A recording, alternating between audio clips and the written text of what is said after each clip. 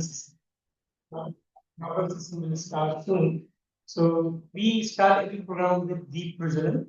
So we will start with before we go for deep present, some of the logistics. We have restroom on my right, on your left. First one is the male side and the female side, and we will have water on the back side near door all the time, and tea will be in the tea break. Okay. We don't need to go to cafeteria all the time for tea break. And if you need anything in between, please let us know for anything, especially cooling and heating. You can control through investment. So with that, without much ado, we should start with deep present. So I request Yellow Liraoji and Srikanth Balkarji, Surab Sarji, Manya Anjali, please come for deep present. We have thank you.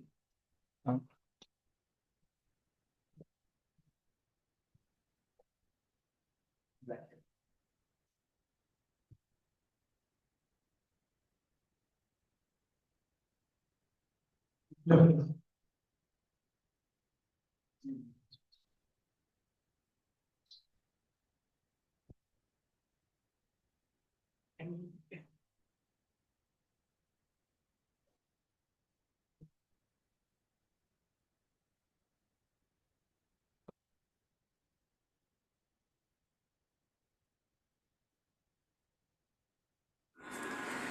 ॐ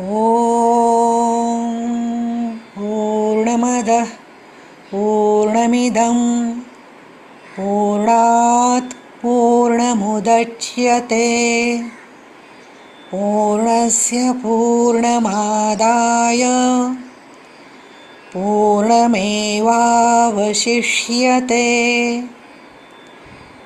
ईशावास्यमिदं सर्वं यत्किञ्च जगत्यां जगत् तेन त्यक्तेन भुञ्जीथा मा गृधः कस्य स्विद्धनम् विद्यां च विद्यां च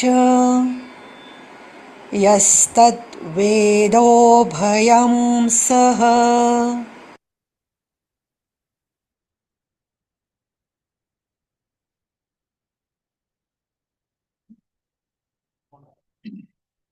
So, as you all know, we registered GIST as a 501c organization last year, moving forward.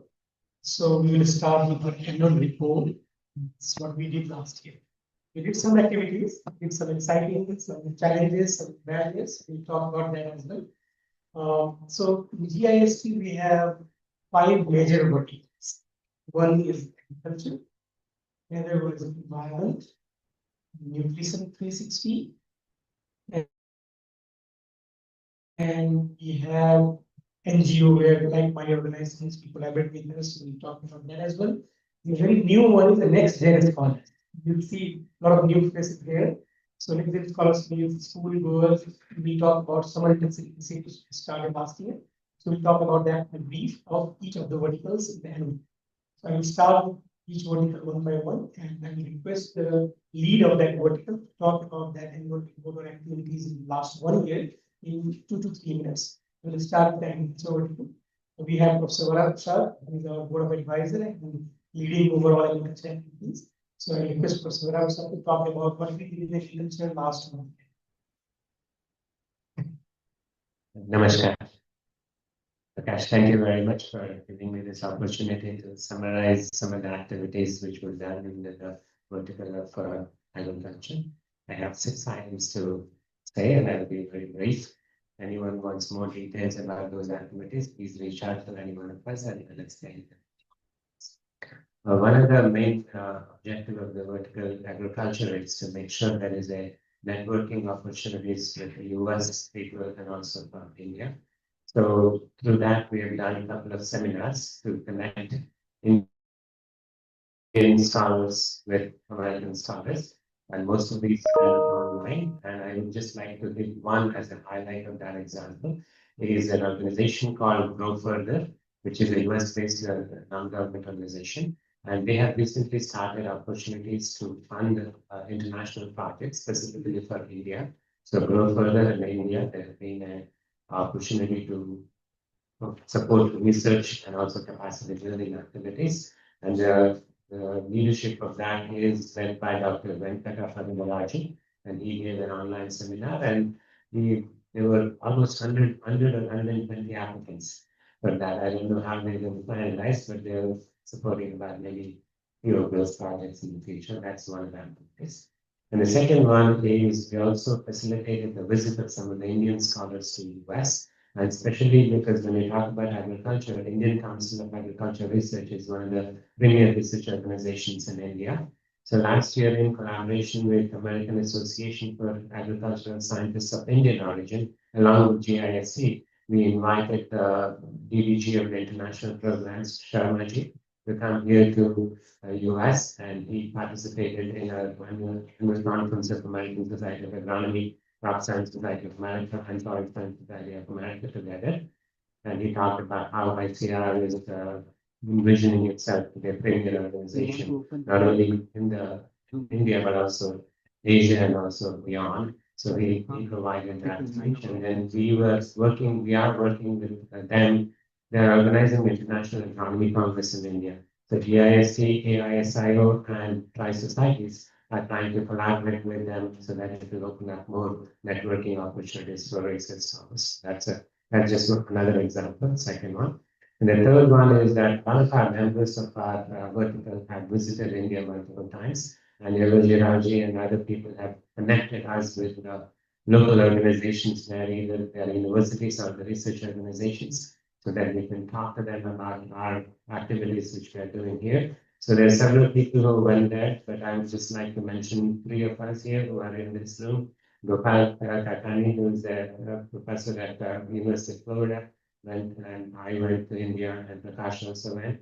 And I specifically went in the southern region of the country, visited 5 universities in South, Andhra Pradesh Agriculture University, formal name, Andhra PGTSU, Professor Jayashankar, Horticulture and Agriculture University, SRM University in Chennai, and Tamil Nadu Agriculture University in Coimbatore. So while we were there, we also signed an MOUs between the US institutions. It's a broad MOU, research scholar exchange, capacity building, and some research programs. So that's the fourth one. And then the fifth one is, all of you are probably aware of the International Year of Millets, which was celebrated 2 years ago, 2023, where India took the lead and UN declared 2023 as an International Year of Millets. And we'll talk about millets in a few minutes, but there is also quite a bit of interest in US in terms of millets. There's the Millet Mission, which is being organized by a few embassies, especially Chicago area. They organized a global millet conclave, and they invited Dr. Tara Satyavati, who is the director of the Indian Institute of Millets from India. And she was also awarded an award, a big award. I'm not sure about the details of the award, but she was recognized as one of the leaders of the Millet Mission in India and also internationally. And the last thing is about, just wanted to share a couple of success of people who are engaged in GISC. Just like to highlight two people who are also in this room here. Dr. Kakani was recently promoted as an associate director of the international programs in University of Florida. So congratulations to Dr. And then colleague, Dr. Prakash Shah was recognized as the early career scientist by 3 societies: American Society of Agronomy, Crop Science Society of America, and Soil Science Society of America. And I'm sure there are many other people who have been successful, and part of that success is because of the linkages which we provide and the collaboration opportunities which provide NGOs is one of the conditions. I probably took a little bit more than 2 minutes, but thank you very much for this opportunity. Again, if you want to learn more about anything about these activities, or if you want to engage further to enhance our vertical in whatever way you can, please let us know, and we'll make sure that your voice is heard. Thank you. Thank you, Professor Shah. So, in US, we have an organization called CAST, CAST, Council of Science and Technology. it's for education policy. And Professor Prasad is connected as a president of class here. So we have our board members here as well. Thank you. With that, we'll move to another vertical and move to Vej. Vej will talk more about what we did in environment and also a bit about Professor vertical because he's leading both verticals.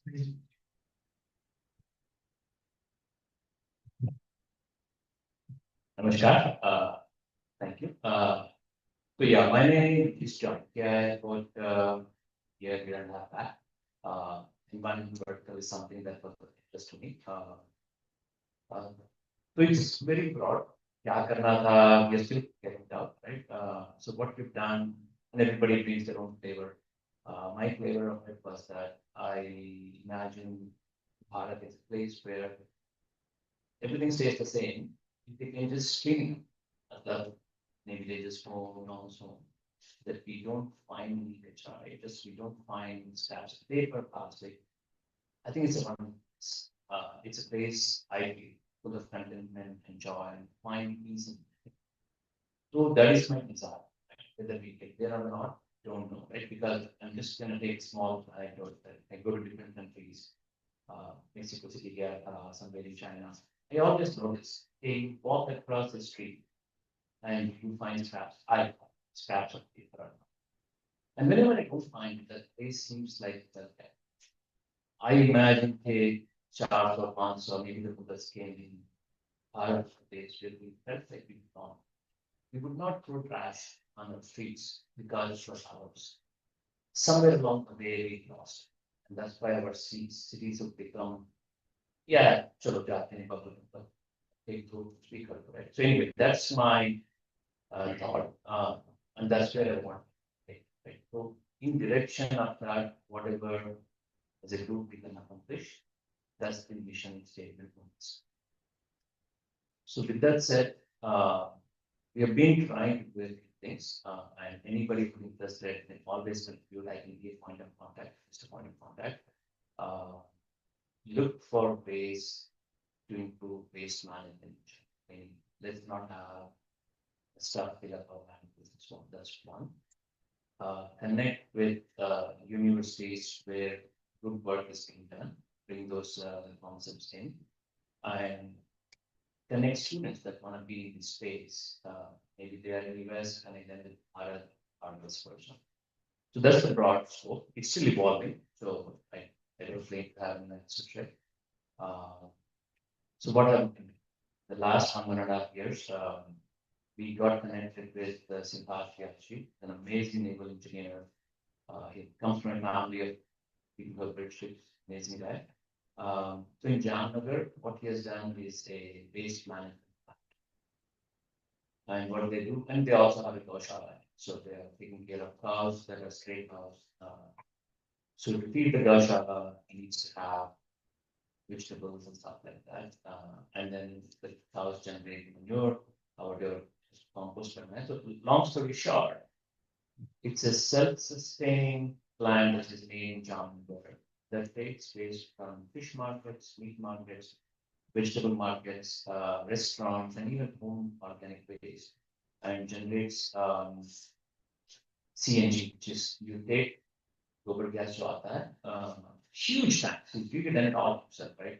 It's amazing what he has done, and I have details of that if anybody's interested. So it's a model that is sustainable. Once the waste and all the things together, he is able to run a business. So we built that out into a product, think of it as a business that we can have, like we're doing that in large consulting trust. We signed an MOU. It's not an MOU just of understanding, but get like 2 acres of land as the solid our deliver the waste also. There's a bunch of things that are happening. So if we can make that happen, that will provide about 20 to 25 people worth of employment, and it will generate profits of about 33 to 35 lakhs for whoever runs that branch thing. Right? So the point is that, and there are 5,500 such talukas across Bharat. So if we can successfully build this, when I said this kind of project in a taluka, can become a fulcrum or a nucleus where all environment can be sustained, because each of those entities will have at least 20. That's what we're working towards. It is a very tangible and filled with resources and everything, but it requires a lot of rundown. Probably a 10, 20-year, 30-year plan, and that's what we are working. And other things can get bolted on to it, like going and cleaning up temples and all this stuff could be things we can add on. And anyway, so that I just want to keep it at that level so you get a sense of what we're doing first. As far as I also want to talk about the membership in the group, there's myself, of course, the same. There is Raveen Ji from Berkeley now, yeah. Then there is Siddharth Vyasji from Bharat. There are a bunch of people that joined in. Lavkar Ji from New Jersey. There is Rajesh Ji, is also from my alma mater, but he's also joined as well. There are a couple other that are not here, Gopal Ji and then Prabhu Ji. And of course, Nandu Kumar Ji from Mumbai is also a very regular joiner. So yeah, in a nutshell, I don't know if I've been too long or not. This is at this point still an evolutionary kind of vertical. If you have any ideas, concepts, think of me as a point of contact. I'm happy to roll them in and build on it and go on. That's it from my side.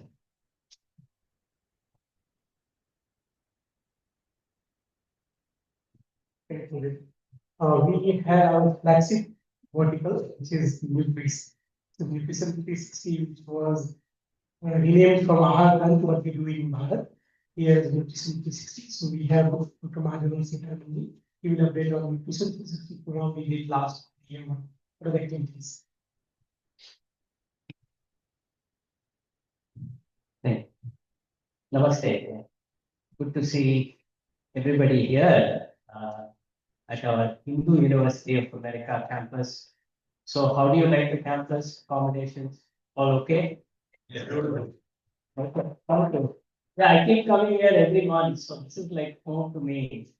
And we really enjoy it. And we keep doing retreats here every other month. So you can come in anytime. This is like a retreat too. And this is, I think, the second time we are coming here for the GIST.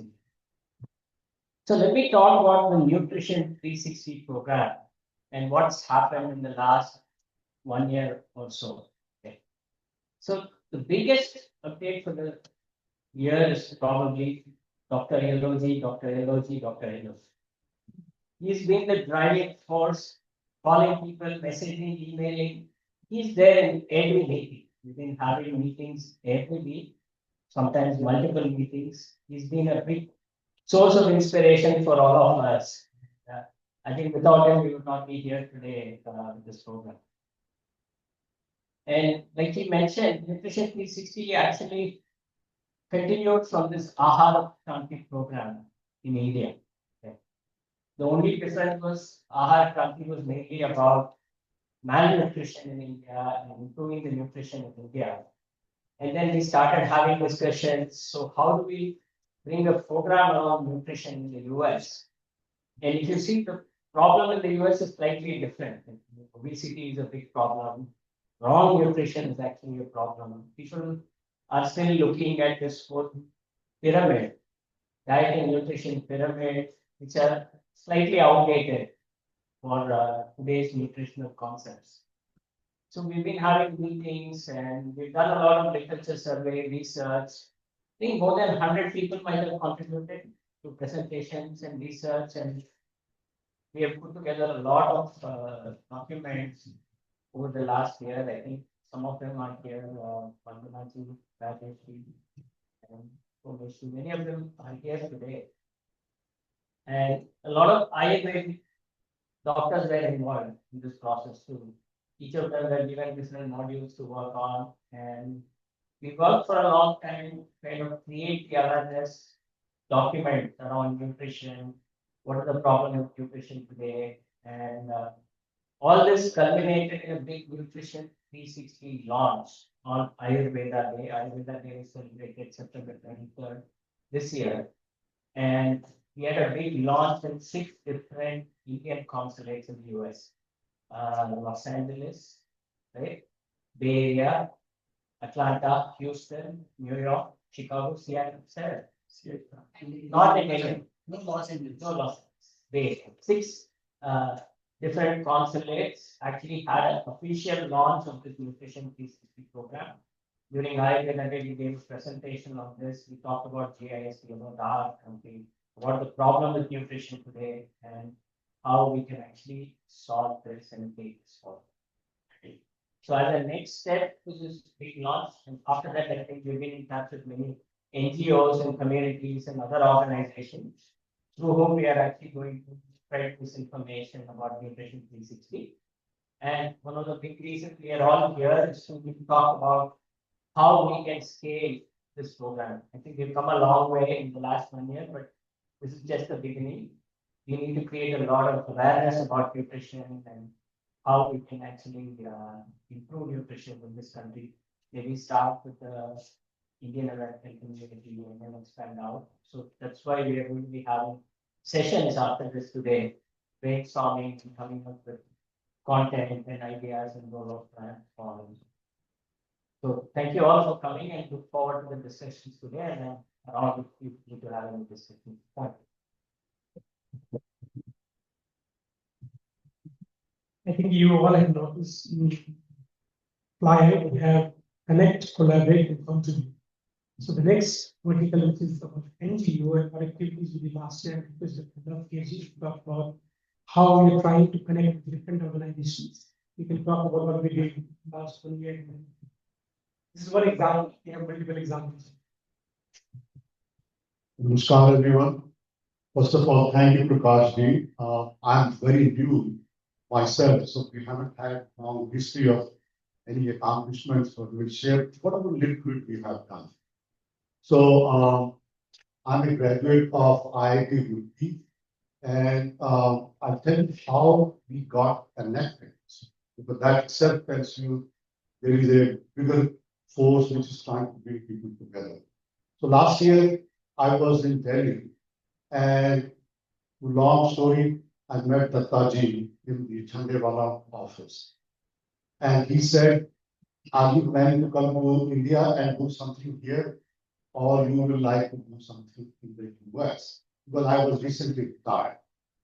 I said, I don't have plans to come back to Bharat, but I'm going to visit. I would like to do something in the US. He said, do you know Yellowji? I said, no, I'm sorry, I don't know Yellowji. So that was last, I think, January. And he immediately picked up his phone, called out. And I don't know what they spoke, but he said, this guy is coming. And I happen to be in New Jersey. So that's how we got connected last. Long story short, then we met several times with Yellowji, and Yellowji introduced me to Innovate for the environment vertical, which is also my passion. But we haven't done much so far. I have not. But lots of reasons. These are not excuses, but just practicality of that. So one tangible thing that we did with Yellowji was to work with IIT Roorkee Foundation that we have based here in Virginia. And the mission of that organization is to collect funds from the US, primarily from the alumni of IIT Roorkee, and donate funds to the university there. And that has been going on for the last 7 years. I joined that also last year. So not long history there yet, but I was extremely busy with my profession in Verizon. Anyway, so when we met with Yellowji and we discussed a lot about how we can help or collaborate. So one of the things that Yellowji suggested, we should at least put together an MOU so that it is a little formal. And that itself took a little bit longer than I expected. Not because of GIS, because of our own IIT Foundation procedures and things like that. So we finally got that MOU signed, and then we said we will work on some tangible project. And tangible project was the AHAR grant. So as soon as he explained, it immediately clicked with me. It immediately, although I'm not from medical side, basically from telecommunications, so we don't know anything about nutrition other than what our mom told us that eat this or eat that. But other than that, no scientific background.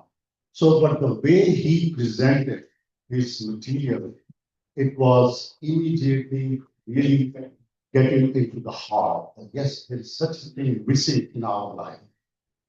My friend and colleague, we know each other for 54 years, Bharat Kumar, who's sitting here. So I spoke to him. I said, hey, we need to do something in Ahar. No question asked, because it was such a noble cause. So we said we will collect some funds to our foundation and donate to Ahar, which we did like a small pilot. But we wanted to see what it is, and we can collect the funds, but we don't know how it will be used, what will happen. So I'm proud to say that we have collected funds, and now we are in the process of doing paperwork of setting up the right MOU so that the money can be transferred, because these are all part of the IRS 501c3. So there is a lot of formality you have to follow. It didn't take us much time to collect the funds. The time it is taking to transfer is the most complicated one. So, but I think once we are done with that, because that is, like I said, a pilot, and once we set up the mechanism, then we will, continue to do that effort. So with that, I would say thank you so much for giving me the opportunity to share. And once, yes, Wheels. oh, wheels, yes. That is also Yellowview's favorite topic. So Wheels is another program that is a pan IIT effort. And we were exposed, I think, 2 years ago. So there are a lot of people there, but and it goes into water, environment, education, health, and what is health? Lifestyle. So it has a very ambitious, I should say, mission. But my observation that ambition is too big to achieve, and therefore not much accomplishment has been done. But that is a separate entity, nothing to do with us. We are just part of it. And I would at the same time say that we are also in the process of creating another foundation. It has not been announced, but I'm going to share the name with all the friends here. It's called the US Foundation for Education and Development. So slowly the IIT Foundation will get merged into this one. But it will take time because of all the paperwork that is required. I thought the paperwork and the effort was complicated with companies like AT&T and Verizon, but this is even more complicated. Maybe because we are not familiar with that. So anything else, Yellowji, I missed? And Yellowji had the privilege of attending the Wheels Gala party, which we were not invited, even though I'm from Ireland. But I'm going to reserve my thoughts on that gala party. But I think the effort that this is trying to do with respect to various NGOs is a wonderful effort, because there are many small other organizations which can help bring concerted effort towards this noble cause of Nutrition 360. So with that, I wish all the best to Nutrition 360. We are now your fan with respect to understanding. I think we learned more about it.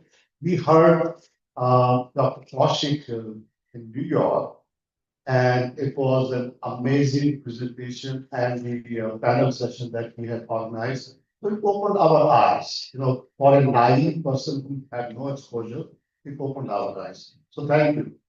Thank you, Prakash. I can go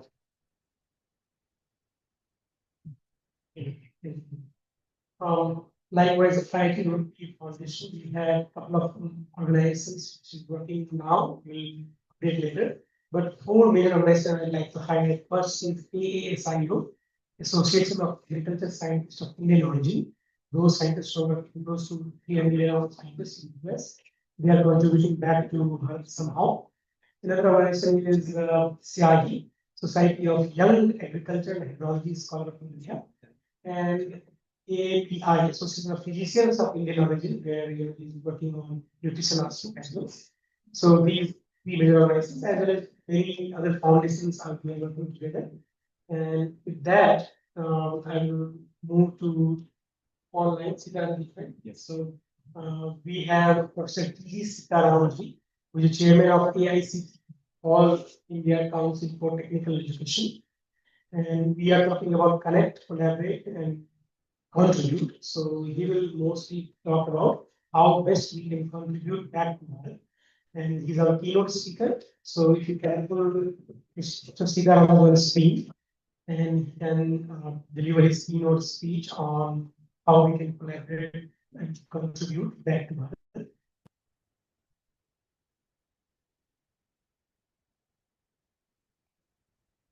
And he will talk about some ideas, but if you have any questions, you can have Q&A at the end of the talk. Can you make me You are just link to Zoom. One quick update. We will have a break at 11 after inaugural sessions. We talked about brainstorming session, planning session, what and how we and Dr. Yogi will explain about the brainstorming session. And during the tea break, I would highly encourage to talk to each other so that we can know each other well. Those who are specifically or trying to connect, collaborate, we'll do that. Are you able to put that screen? कौन सा Zoom. हाँ तो zoom में किसको करना है हाँ Success channel. You're able to hear me? Yes, yes. We are just putting you on the home screen. Thank you. Thank you.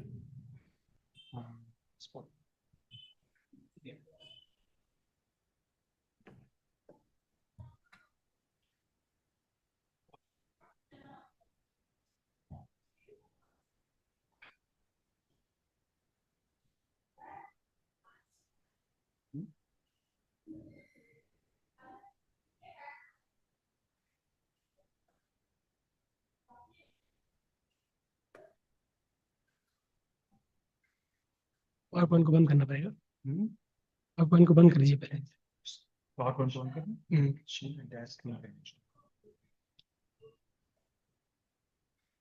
move it. What is it? Zoom की इसको maximize कर दीजिए Perfect. Yes, we have one screen now. So we have GIC members and vertical lead here and then all those volunteers here. We'd like to hear your thoughts on how best we can connect and collaborate back to Bharat. So would you like to share your screen or? I don't have any PowerPoint. I will only talk. Thank you. Because I'm a professor with difference. So I don't. Anyway, let me introduce myself.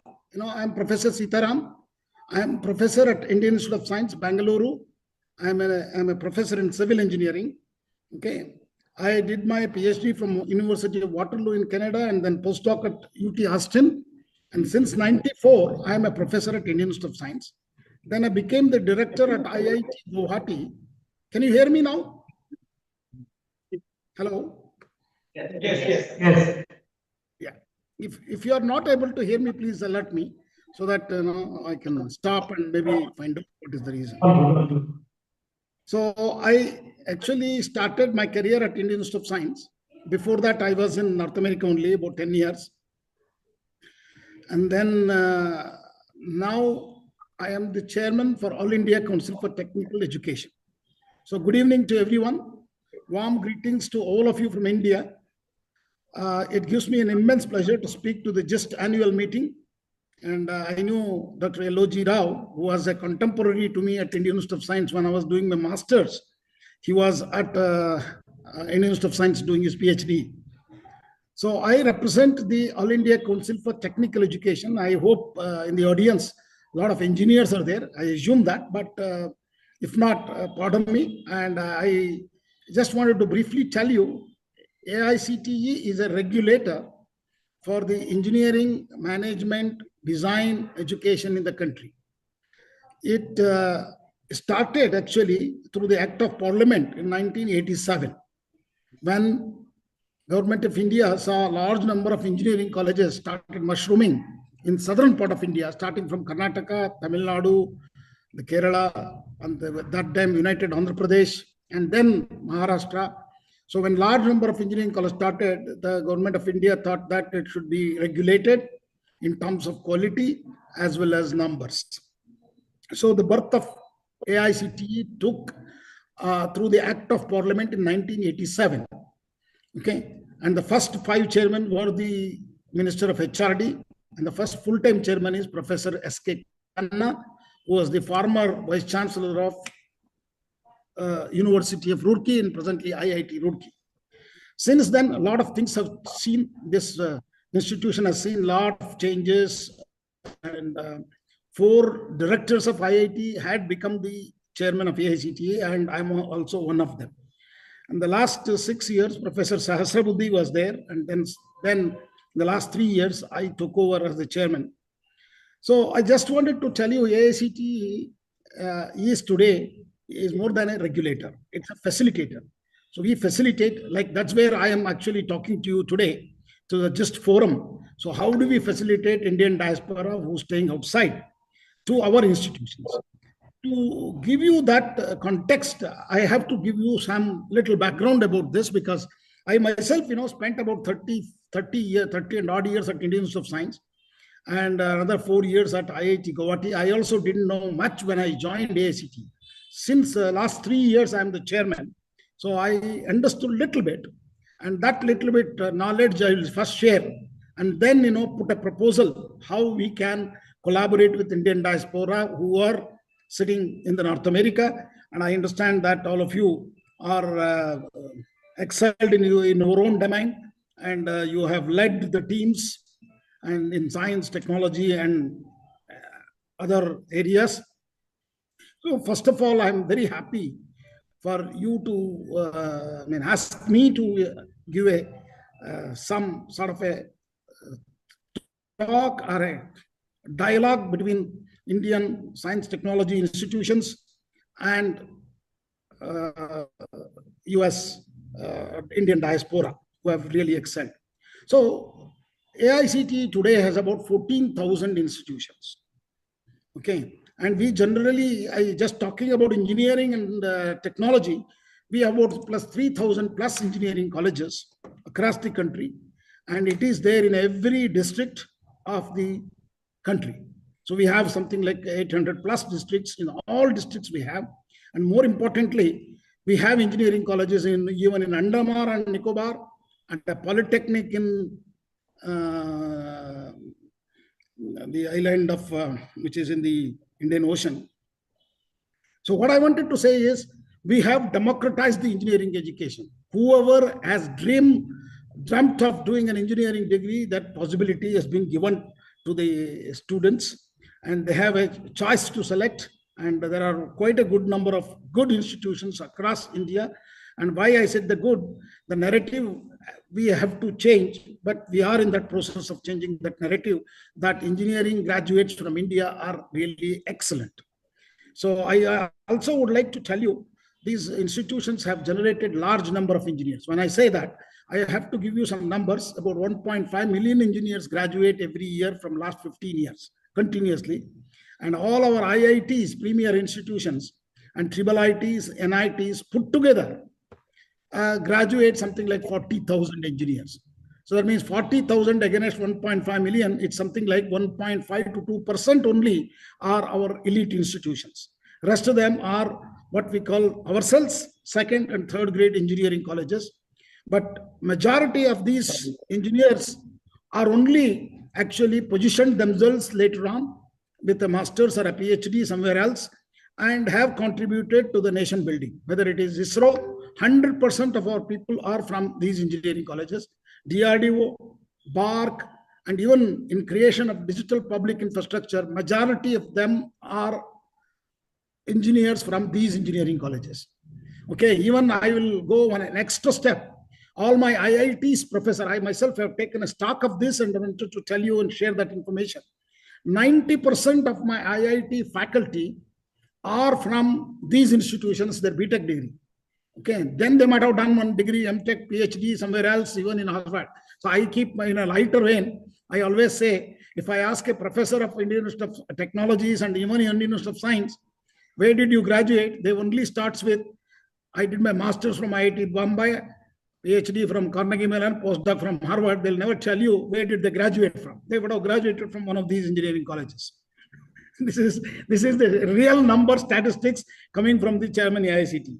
So we eager to diverse the disciplines. Today, what is happening is large number of students are not coming for a master's program. And we are today largest producers of even PhDs. And quality is quite good because many of our PhDs go abroad. And contribution to science and technology in terms of papers, patents, startups, mind-boggling. India is now has risen and it is competing with the world, and world has taken note of this. So in the diversification of disciplines, what we have done in the last 2-3 years as chairman AICTE, we have now allowing our BTech students to do a specialized course in quantum technologies, biotechnologies, and then cyber security, data science and artificial intelligence. These are the new minor degree courses we are offering them while they are doing a BTech in core engineering. And in addition to that, a master's program also, leaving the conventional core engineering MTech degrees, we are also offering courses in MTech in defense technology, MTech in space technologies. We have already started that. And we are also planning to do MTech in atomic energy technologies and similarly many other areas. So our focus is on emerging technologies like cybersecurity, robotics, mechatronics, and all these areas. Large number of graduates are coming in.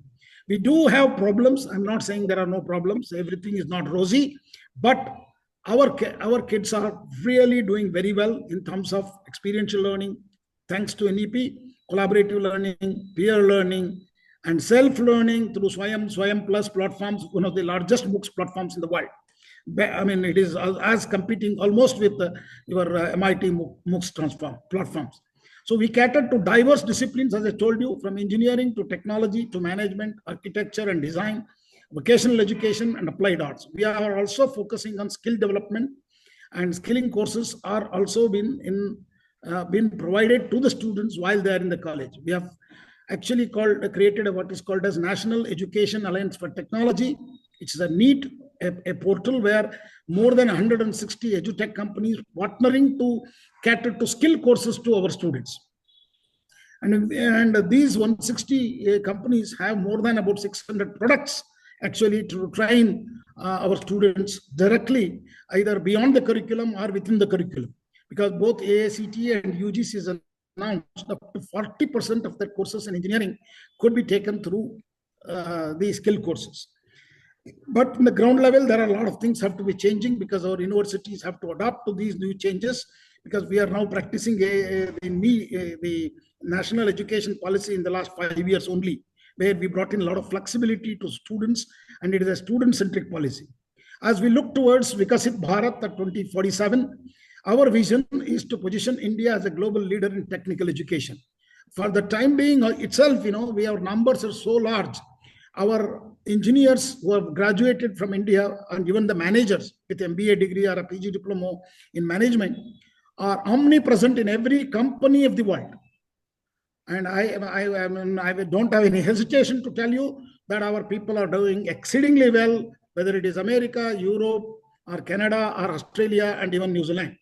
Okay, and definitely in India, because most of our scientific institutions like space, defense, atomic energy are doing exceedingly well in the top of the world, at least in the top 3 to 5 positions in the world, with all the problems of funding, research, environment, or with all that, and with all the problems of many other issues of publications, availability of journals to our people. But I think we have done exceedingly well, but there is a long way to go to become a developed nation by 2047. Our Honorable Prime Minister's vision is to put India into at 2047. As you all know that we are the 4th largest economy, rising economy, and but economy is closely linked to higher education. That's where at Ministry of Education, including AICTE, is a major part of it, because we run professional courses. And the demand for professional courses in India is very high, and it is really a big time for us to look at it. So AICTE has actually declared the year of 2025 as the year of artificial intelligence. And very soon in November, we are planning to have a AI Mahakumbh in New Delhi at AICTE's office, and it is followed by, as a precursor, we are going to have a AI Impact Summit by the Government of India. More than 100 countries are expected to participate. It's going to happen in February of 2026. It's the next conference which happened in AI Action Summit, which happened in Paris this year, this February, where Honorable Prime Minister addressed all of us. And next year it will be in Delhi in Bharata Mandapam. And that is where we are actually getting ready to collaborate. So in that process, as a regulator, we have made all our institutions to have an Institute Innovation Council, and we support them for the patent filing, and we guide them, and there is a large awareness. And today we are one of the recognized country in number of patents filing, but this culture needs to go further. And also integrated AI into curriculum. Our curriculum, actually, we have done exceedingly well. I can tell you why. All my IIT faculty sit down together, and we design the curriculum at AICTE, and this is a model curriculum we offer to the institution. We don't force them, so there is a local for vocal, and all of this can be incorporated. And I just wanted to share with you, if you ask a question to ChatGPT today, how is the model curriculum of AICTE in engineering and technology developed from 2021 to 2025? Is it relevant, contemporary? If you ask a question, first of all, ChatGPT will tell you an excellent question, and answer is, yes, it's contemporary, comparable to any top universities in USA. But delivery is the issue. We have almost 6.5 lakh teachers, and that's where I wanted to inculcate a culture of research and innovation of our institution. We have made mandatory research cell in all our engineering colleges. See, we have 2-3 tier of institutions in the country. One is the premier institution like Indian Institute of Science and IITs. The number 2 institutions are all these professional colleges under AICTE. And number 3 is a very large number. 80% of our students in higher education study in the bottommost pyramid, that is called BA, BSc, BCom programs, which universities offer.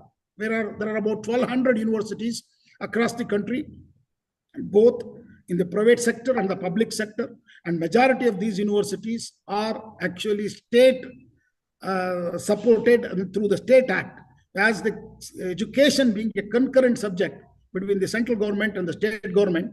The education is today, higher education is mostly in the hands of the state governments, and also 70% of them are private institutions.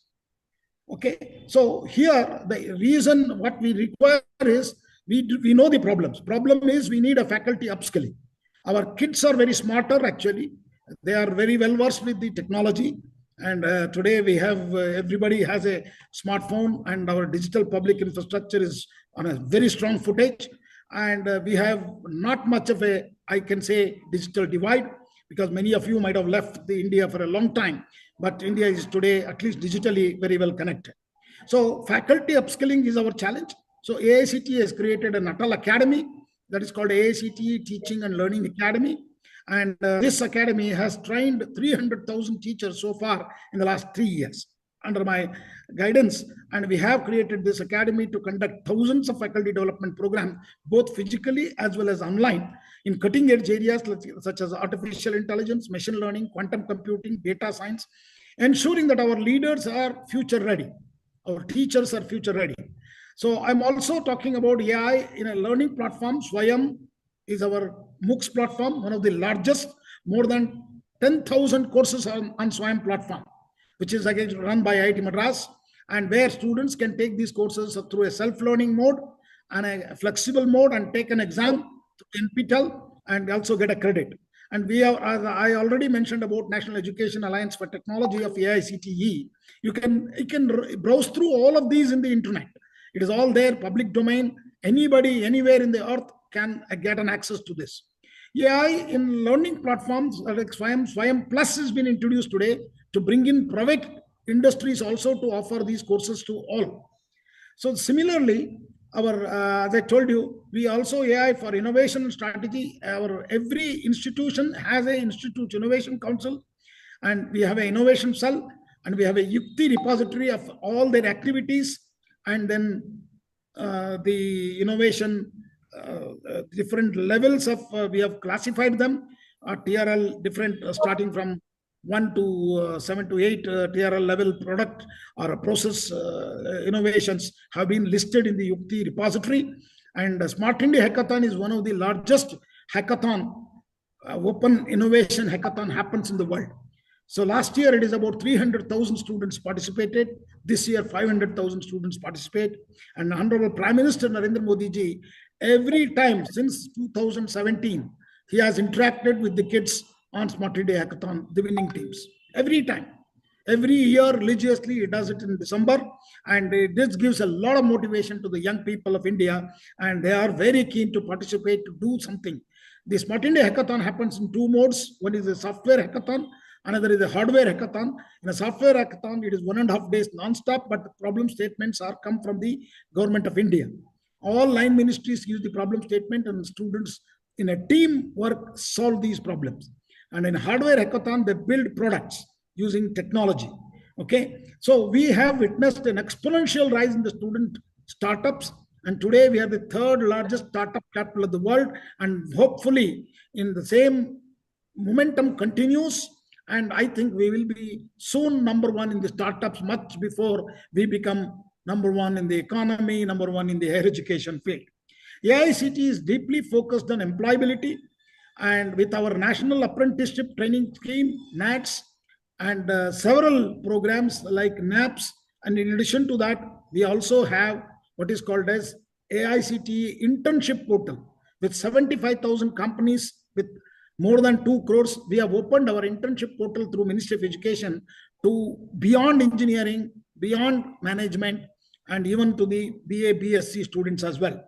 And our career portal, the AICT career portal, which prepares students to resume building, interview preparation, and also jobs. 7 lakh employers are there. It is started by a unicorn from Stanford only, but he has started this in Bangalore. AICT has joined hands with them, and it is freely delivered. All these are freely delivered to the students. And we have done exceedingly well in terms of languages. Today, engineering is also offered in 12 different languages. You might be astonished why suddenly from going from English to the other languages. So, but we have made an opportunity to create it for a rural student who are not good in English, can also do and learn the English part while they're in the college. So we have developed textbooks in engineering and polytechnic. It is not run-of-the-mill textbooks. They are outcome-based textbooks developed by our senior professors. There are 600 books available in e-cum portal of AICTE, which are technically, one of the best books I can tell you. Please remember when I say that, I also got educated in North America, and I'm a professor at Indian Institute of Science, and I was a director of IIT. I can confidently tell you these courses are one of the best because they are outcome-based textbooks, and there are 600 books. 600 textbooks are already ready in 12 different languages for following AICTE model curriculum. So what I am expecting from you all, that's where I am come to the last part of my speech. And where, I was talking to Dr. L.O.G. Rao, and I hope he is there in the audience or online somewhere. Maybe he will also briefly tell you what is the intention of this meeting. The meeting is to invite you from 1 day to maybe 6 months to 1 year, whenever you visit India. So associate not just with IITs. See, the problem is many of us are carried away by the brand IITs. Okay, IITs are doing very well, and we call them as Institute of Indian Technologies. I'm not against IITs, but there is a hungry young people in the rural part of India where engineering colleges have been established. Actually, they need your help more than IITs, because IITs are doing reasonably well. And that's where I wanted to appeal to you whenever you visit, because it's we expect you to do voluntarily and come, and institutes will definitely take care of your stay and other things when you are there. So, and we also, as an institution, support students through a lot of scholarships. We close to about 400 crore scholarships directly transferred to the students, called DBT schemes, because we are digitally very strong. So everything happens online, digitally, to the right people and right institutions. Okay, I can confidently tell you, in the last 3-4 years, we have transformed AICTE to a very transparent, robot, electronically, completely online system. AICTE will continue to guide and empower institutions across the nation to embrace, newer technologies by our students, faculty. So 3 faculty development program I would like to highlight. Jointly with the Indian National Academy of Engineering, we have started a program called CEEE, Center for Excellence in Engineering Education. This is again jointly with Infosys has funded us for the Indian National Academy of Engineering. Indian National Academy of Engineering and AICTE jointly developed this, and all 5 IITs are the host institutions. The senior IITs, IIT Madras, IIT Bombay, IIT Delhi, IIT Kharagpur, and IIT Kanpur. These 5 IITs are handholding this CEEE program, and we have a goal of training about 3,000 teachers. We will not teach them a course per se, only how to teach pedagogy and what are the newer topics, whether we'll also introduce them artificial intelligence, data science, robotics, and newer areas. And the second program is also, we have joined hands with one agency called CRISP and Maker Bhavan from USA. And these people are trying to create experiential learning. So they are also the trainers of trainers we are planning to teach. And this program is, again, we are planning to touch 1,000 bottommost engineering colleges, not top performing. Bottommost rural engineering college, 1,000. We wanted to create this. We are also creating Center for Excellences in these institutions, Drone Center, and AICTE Idea Lab, which is actually a 3D printers and Raspberry Pis and all experiential learning tools are being provided to these institutions. And all of these are actually being made available to the students. Our students are really now learning through experiential learning, collaborative learning, peer learning, other than just teacher-assisted learning. When you are left, we only learned through teacher-assisted learning in a classroom, taking notes and writing exams. But today, students, a lot of them have been changed. A lot of changes have happened thanks to national education policy, and this government is really very supportive for implementation of NEP, and we have done exceedingly well in the last 5 years, but a lot of things have to be yet to be done. There are bigger job. Why? Because we are going to have another 5 crore students in higher education in 10 years to come to achieve a gross enrollment ratio of 50% by 2035. So GER is very closely linked to the economy as well as to be a developed nation. So gross enrollment ratio in higher education is very critical. Our goal is to reach 50% by 2035. To do that, we require a large number of universities, institutions, and teachers, and not only the materials. So I feel I'll actually stop there, and I appeal to every one of you. I think it's a golden time in India for education and science and technology. And I think we need the expertise of your whatever expertise you have, if you are ready to visit our institution, write to us. We will also create a platform with just so that you can connect you to the institutions closer to your home where you are visiting, either your parents or your family, your friends, whatever, so that there will be a win-win situation for all the just members as well as the institutions. With this, I will stop and take some questions because I've exactly taken about 30 minutes. Beyond that, I don't want to say because I know all of you very, very distinguished people. And thank you very much for patiently listening to me. Namaskar, Jai Hind, Jai Bharat.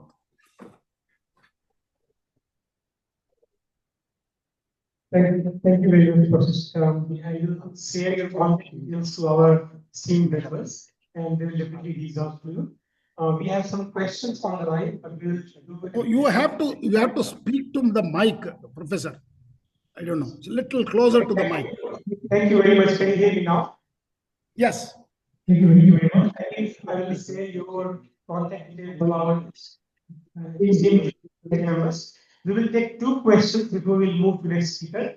Dr. Lavkesh, you will have from IIT Roorkee alumni. Professor Sitaram, my question is very brief. What kind of program AICTE has to promote the green hydrogen program that is going on in India?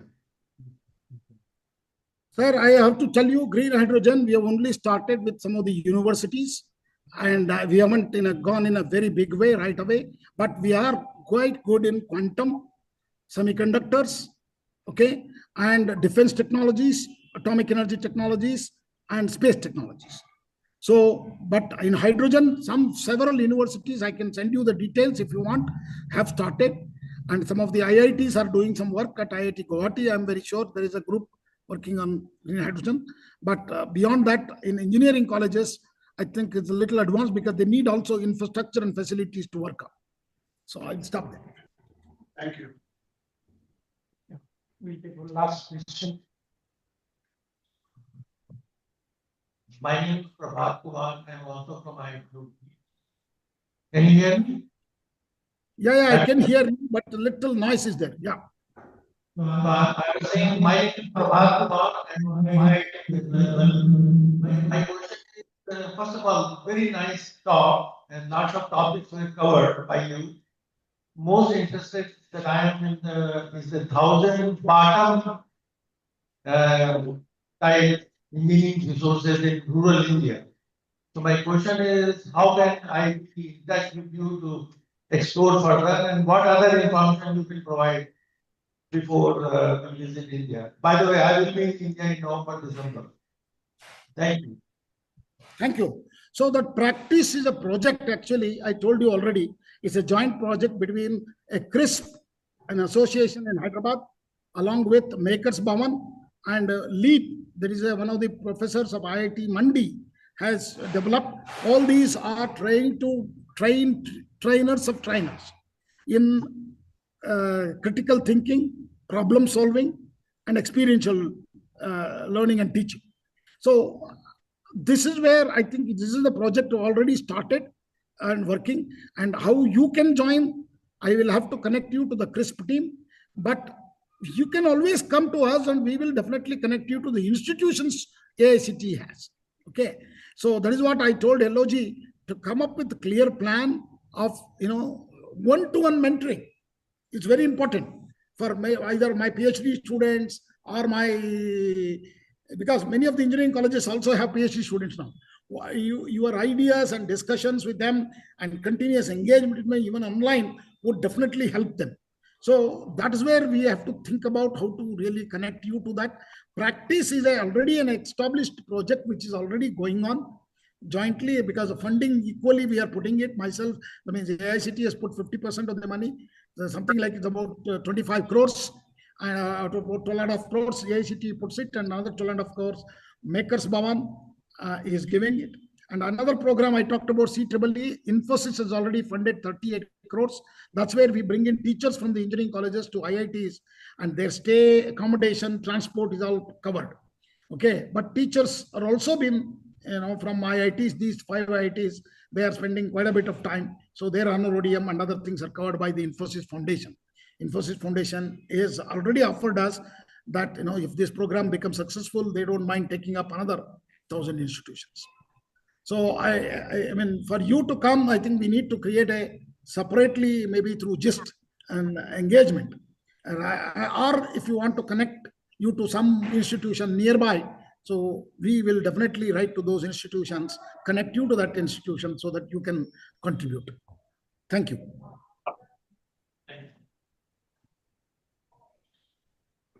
Thank you very much. So I think we will have a lot of questions through email and contact details, and we will Thank stop. Thank you very much. Bye-bye. Namaskar. So whenever we do any activity, we have our guiding force, guiding beacon force. We have Vigyan Bharati in Bharat, where we get inspiration, and we have our guidance or guiding online there. You'll see a lot of new faces here. We have Mani Dr. Kumar Sharma ji, who is organizing secretary of Vigyan Bharati, and we have Devakarand Pai ji, General Secretary of Vigyan Bharati ji. I will request our team to spotlight Vikanand ji. So Vikanand ji, if you can give us some blessings and guidance, that would be great. Dhanyavad, Prakash ji. Can you hear me? Ji. Yeah. So in a few minutes, I will just speak a few words about Vigyan Bharati, its origins, and what it is doing. So many of you might be knowing Vigyan Bharati had its humble beginnings at Indian Institute of Science, Bangalore during the 80s, when our founder, Professor K. Vasu, he started with a small program of celebration of Swadeshi Science Day, which he thought was the 7th of November, which happens to be the birth anniversary of Chandrasekhar Venkatraman, CV Raman, the first Nobel Prize winner in science, the first Asian and the first non-white, and also the Indian, and unfortunately the only Indian as of now. So it started like that, and basically 3 points were stressed upon, and even today we carry on that. One is like Indian heritage in science and technology, from ancient to modern. To some extent, we just name it as Kannada to Kalam. Then science in Indian languages, and the third one is science and spirituality. And what is the relevance of these things? For example, Indian heritage in science and technology. Most of us know about the steel pillar, iron pillar in front of the Qutub Minar, and then other places also. Actually, we have a program called Bharatiya Vigyan Sammelan, where we give opportunity to everyone to present in their scientific papers in Indian languages also, apart from English and Hindi. And also we bring together karigars, craftsmen from other various parts of the country who have traditionally have their own technologies and other capabilities. So a couple of years back, during one of our programs, we brought agarias from the area of Jabalpur, who have been traditionally making this kind of steel. It is a part of their religious ritual, where they collect the iron ore in terms of the earth, red earth, from nearby their parts, and then they go through a ritual kind of process, and the end product is the steel, which actually is what is used in the iron pillar also, which is non-rusting for thousands of years. Now the question is, how can we scale it up? But unfortunately, our largely establishment was not even aware that these things were available there. And we all know about Ayurveda. Actually, Vigyan Bharati is having one of the largest platforms of Ayurveda in the world, called World Ayurveda Congress. During our last World Ayurveda Congress in 2024 at Dehradun, more than 10,300 delegates had come. 58 countries were represented, and we had around 352 international delegates with more than 178 sessions and all that. It is a massive event. But there we have sessions on ethnopharmacology, and Vriksha Ayurveda, Pashu Ayurveda, which is veterinary science and all that. So this way we are actually bringing across our traditional sciences also and technologies, and as well as trying to have it interact with modern science and technology. So that is one aspect. And about science and spirituality, we all know that this is the 100th year of quantum. And it is in 1896 that Swami Vivekananda met Nikola Tesla in the US when he came to Chicago, and where he asked Tesla whether he can bring in that mathematical formulation for force and matter to be um, expressed in terms of energy, which he couldn't do, and later on Einstein did. But the point is, like today there are streams of convergence between what that Indian philosophy, like recently there is a book by Carlo Rovelli on quantum, where he mentions about the contributions or thought process of Nagarjuna. He mentions about how Schrodinger and Einstein were influenced by Vedanta and Vedantic Hinduism. So these are emerging areas. Now there is a lot of research happening on consciousness and matter, which Indian philosophy, Indian science has a very strong foundation in that, and which is actually at conflict with what modern science is trying to do with what is the origin of consciousness from matter, whereas Indian philosophy or Indian science thinks it is the reverse, and it is actually the consciousness that has given birth to matter. So these are areas where Vigyan Bharati is working through different programs. As far as science in Indian languages is concerned, we have for the students, we have something called Vidyarthi Vigyan Manthan, which is one of the largest online examinations for science. And just today, yesterday, its registration for this year closed, where 2.5 lakh students registered. And this has examinations in 14 Indian languages, including Sanskrit and Urdu.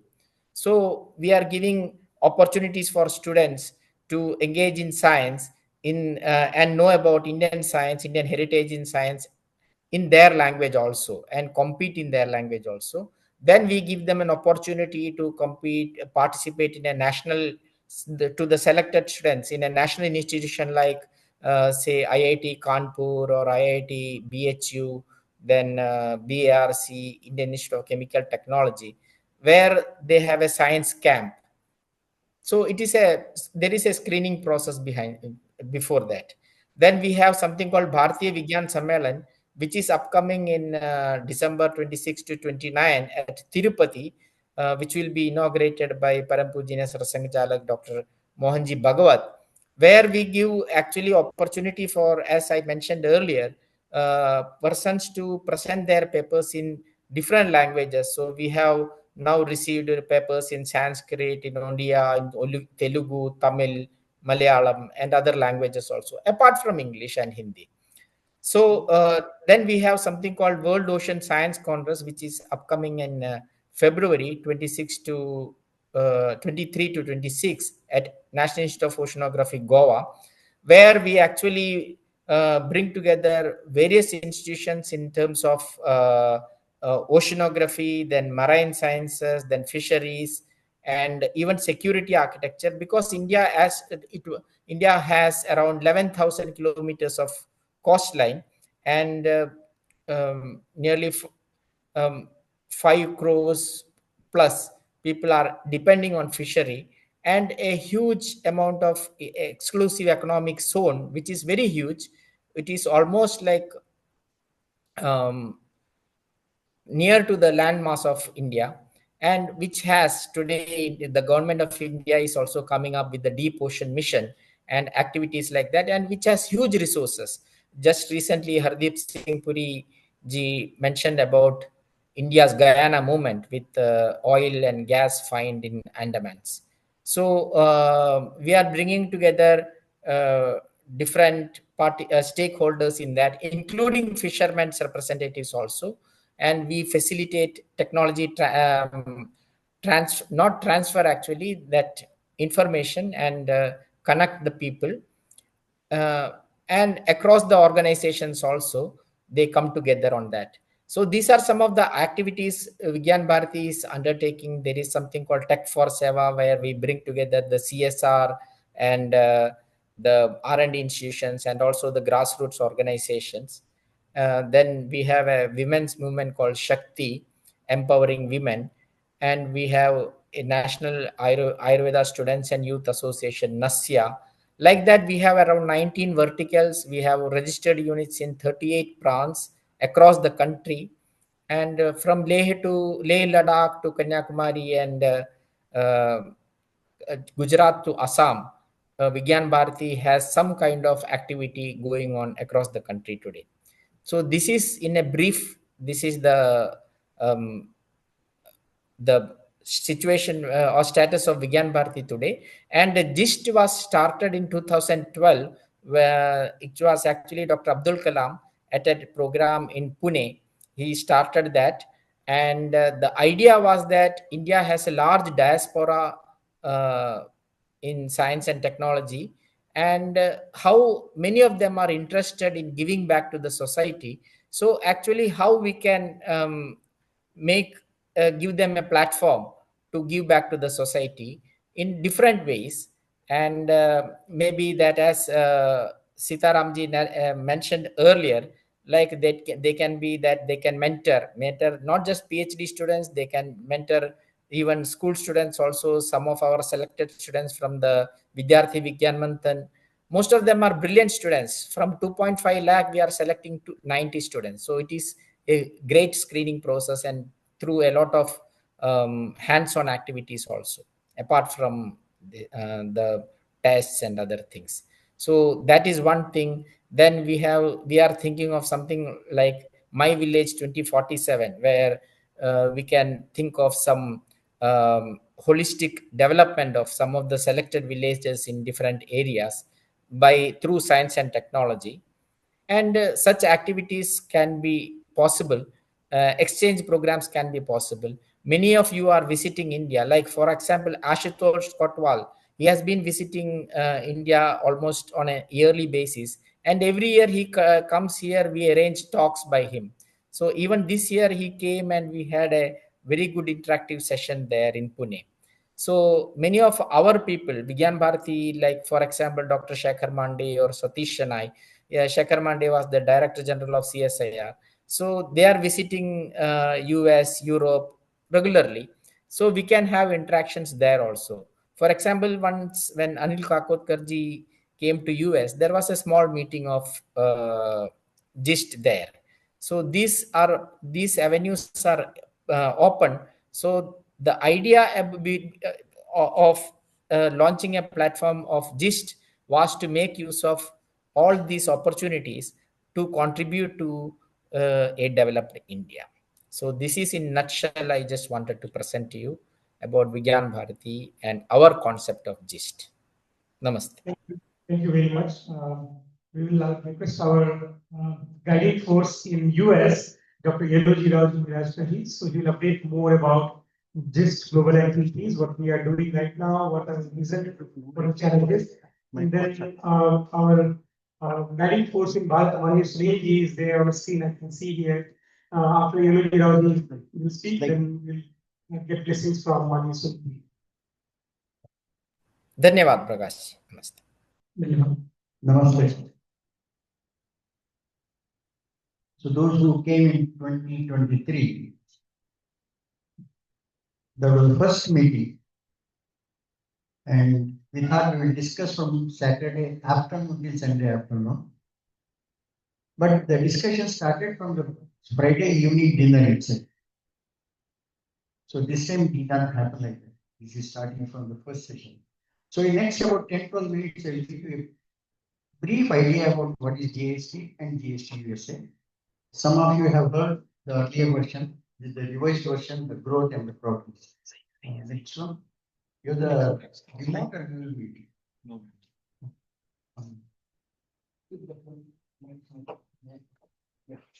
So Vivek already touched about the beginning of the GST. Next one. We also read that about this one also. Skip next one. Next one. Yeah. So, what is the basis for all of us? We are from Bharat and we are very grateful for our upbringing, and we have to express our gratitude. How can you? So that is where this whole platform comes into the picture. We have some time and talent, and there's a passion. And if you want to do something, there has to be somebody in Bharat. So who is that? And as individuals, it is not so easy to reach and connect in India. So this platform serves as a medium for us. Next one. Next one. Next one. Next. Yeah. So when you have a platform, it will become easy for us to reach to any organization. It could be academic, it could be NGO, it could be research organization, it could be department, even ministries. Next one. So together as a platform, we would be able to interact with the agencies, giving ourselves an opportunity to serve the country. Next one. So these are some of the areas that we are working. Education, agriculture, sustainability, environment, and Ayurveda, nutrition. And last couple of years ago, we also started something called Global Indian Young Scientists and Researchers Innovation. It is a platform to generate leaders, develop leaders for tomorrow in academics, in government, in research, and even in corporations. Next one. Now, we also started working with other organizations outside India. I think Lokumarji mentioned a brief about it. And this year, we are also going to start in US artificial intelligence. Next one. So how do we connect? So you connect with the institutions or any agency for that matter. Through the dialogue, you will understand their unmet needs. And we try to see how we can help them, how we can engage ourselves in solving their problems.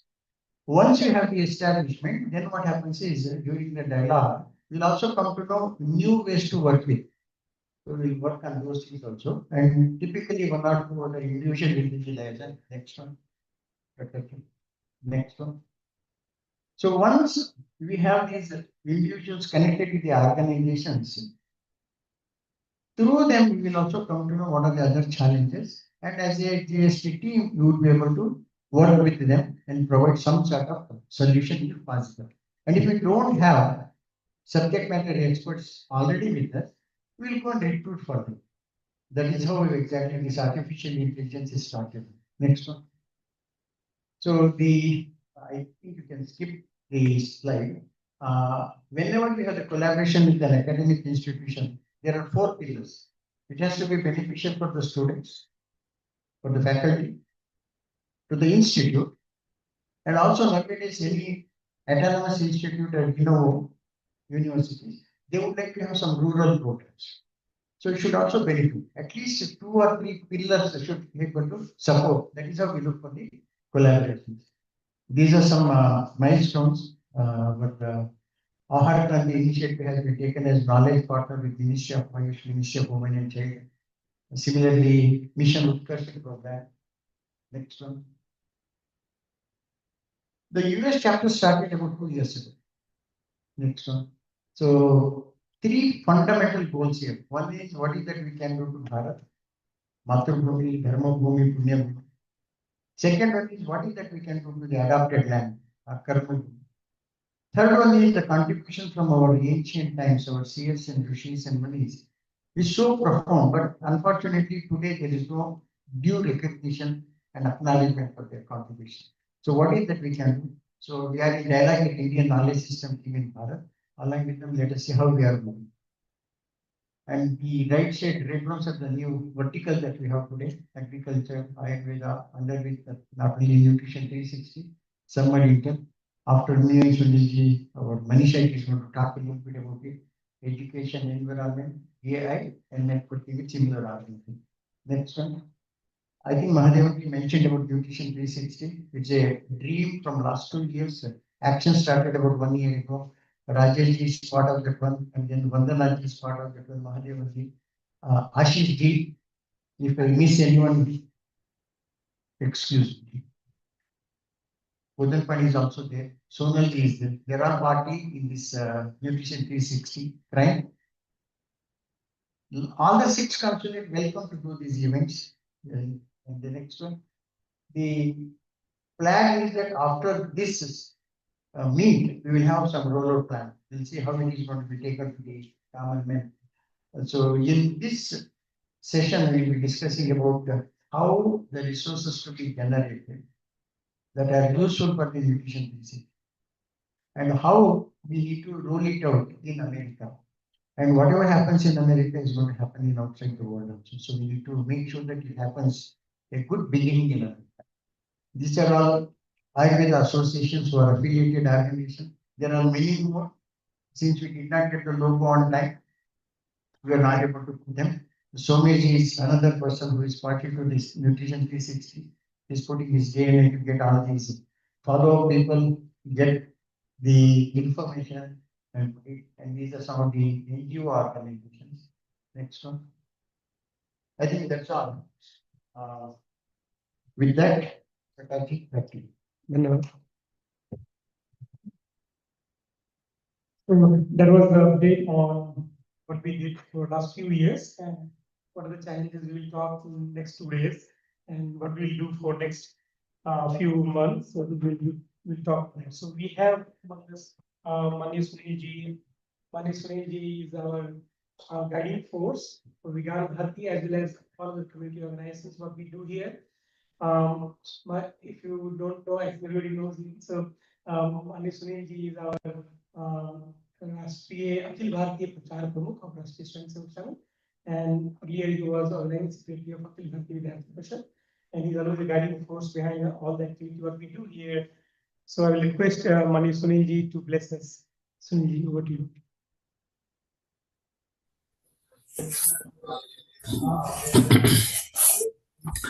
So, namaste to all those who are present physically and those who are virtually joined, all Vigyan Bharati and just important office bearers, and to all others, my namaste. So, very happy to join with you in the GIST conference. So I think it's my first opportunity to join the GIST program. So I extend my best wishes that through GIST, more and more our scientists, our technocrats world over, they will join hands to serve the Bharat Mata. And of course, GIST will provide, GIST, Vigyan Bharati, they will provide the proper avenue, proper opportunity to use their capabilities, their ideas for betterment of the, especially our Bharat Mata, and of course, finally, to serve the whole humanity. So I extend my best wishes to all of you. Everyone knows that now, from day one, our people were trying to establish a thought process in among the society that to build a nation, to carry forward or nourish the culture cannot be a responsibility of the government only. It is the common people, it is the all institutions. They have to resolve and enhance their capabilities, coordinate, and then over the time they have to be important persons in that process. So now, after independence, definitely there were a lot of expansion of institutions in our country. But as we know, before independence, in those difficult times also, there were so many great scientists like J.C. Bose and so many. They took the initiative, so many technocrats also. So they developed their capacities and they tried by establishing their researches, by establishing some labs, helping some new generations to develop their capacities. Of course, after the independence, they came forward, and as the opportunity they got, they came, they joined the institutes, they joined our scientific endeavors, technically advanced endeavors, and only because of that, now we are much ahead in our space technology. We could have our own vaccine and so many things. So either in a regular developments, we are in a position to achieve something. And now we can be proud of all those achievements. And this can only be possible because of the so many of our scientists and technocrats who contributed out of only passion. They contributed in these all development institutions, projects, and finally we have reached to this position. So now, as our economy prosperity is rising, and the aspiration among the society is also rising. Now it is not the only government or some organizations, but the common people in Bharat, they are part of this national aspiration. And so everybody wants to participate in that process. So now there are two requirements. One, the opportunity, the facility, and capacity building. Three things are required. So aspiration is self-motivated already in the people. Then making the facilities. So now I think as there is a lot of awareness in the society, so government is also making arrangements, facilities, budgetary provisions, policy interventions to make it possible or make it easy so that so many people can participate. Now in Bharat, there are efforts are going on that people can have opportunity in their own languages. So now it is initiated the education in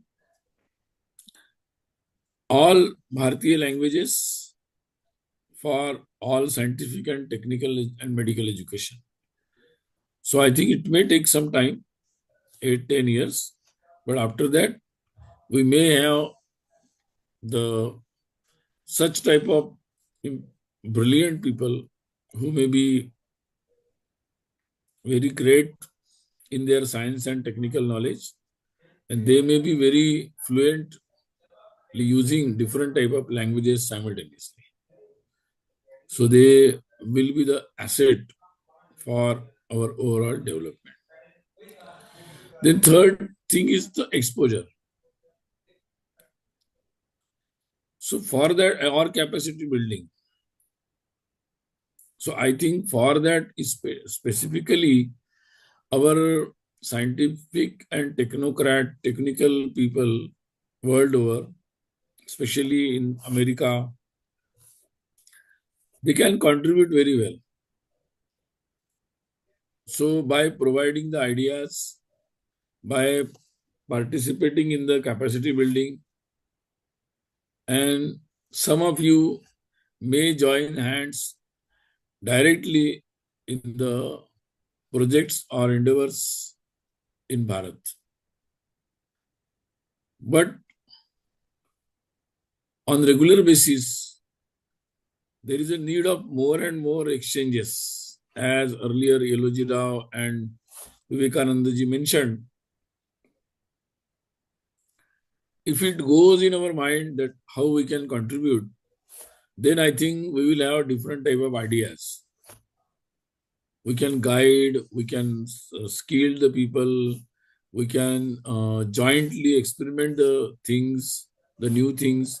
We can develop new ideas also jointly, and we can participate in the capacity building of the institutions or of the individuals, and at the ground level we can contribute for capacity building. So that is very much required. Now, as Vigyan Bharati, they have created proper opportunities, so required platforms are in place. So we can use those platforms and contribute at large. So there are n number of programs are initiated in collaboration with different laboratories, with different academic institutions, research institutions, and they are participating. Vigyan Bharati also has good connectivity or participating in the different governmental initiatives also. So I think now the infrastructure is in place. And so many people, either in Bharat or in different or abroad, they are in a positive mood. That yes, everybody is happy with the positive development in the Bharat. So everybody want to join the hands and contribute directly, indirectly. So infrastructure in place, people are enthusiastic. There is a lot of policy changes are going on in Bharat. There are a lot of other schemes are going on. So people have the aspiration. So because of new national education policy, there will be a lot of changes. And so there is a development, one more development I should mention, that the selfhoodness, that is self-reliance, Swadeshi, all these words are very much popular now. In Operation Sindoor, it was our armed forces, either military, air forces, navy. They played a very crucial role in Operation Sindoor or earlier operations also. But simultaneously, our scientific community, our scientists at DRDO, scientists at ISRO, they played a very crucial role. And now, specifically, I should talk about the drone technology, anti-drone techniques. So those techniques, instead of using the big missiles, they developed a very cost-effective mechanism to counter large number of drones and to safeguard our citizens. So I think now in all these endeavors, scientific community has a very big role. Now there is an aim of doubling the income of agriculture, farmers. So everywhere there is a intervention is needed. But with the Bharatiya values or our Bharatiya philosophy. Why? Because we need to improve, but simultaneously it should be environmental friendly. It should be our culture friendly also. And so if we want to develop such type of new things, which deadly, the world needs deadly. They are in very much need. Everybody is needed. So for that, those people in the world of science and technology are needed, having the integral view, so that they will always think how my endeavor or scientific research or my new models, new projects, new instruments will not disturb our society's cultural balance or environmental balance. So just by doing some research, for markets, just research for the new technologies, market-driven technologies, no. There can be some competitiveness, but it cannot be at the cost of our human civilization, culture, and environment. So that point of view is very important. And without that, the world can generate new technologies, can generate many things, but it may develop some new facilities, new magical endeavors, but at the end of the day, if we suffer in our human life or environments, then ultimately it will not be benefiting us in long term. So we need, and so in that way, our Bharatiya scientists and technocrats can play a very major role because they are very much sound in this philosophical understanding. They have such type of bent of mind. And I think so it is also necessary for the gist to convey the whole scientific and technocrats community about these basic values and ethos and ethical practices and why this is necessary. And through our scientists and technocrats world over, we have to communicate to their all colleagues of different nationalities. So that can also be one of the objective of GIST. Naturally,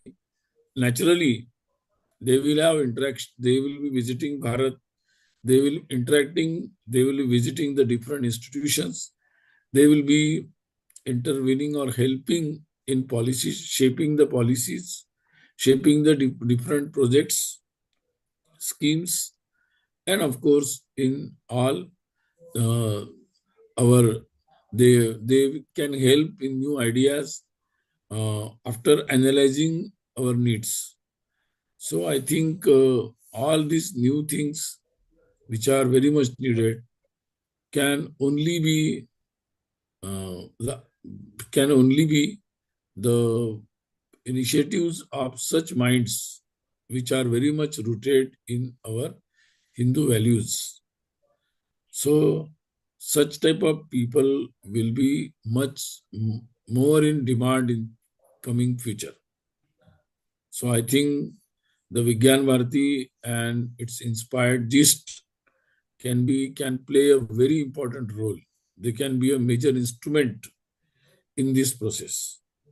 So when Bharat is aspiring, it has reached to some point now, and people are very much interested to participate. So I think it's a very good combination. And so now it's our role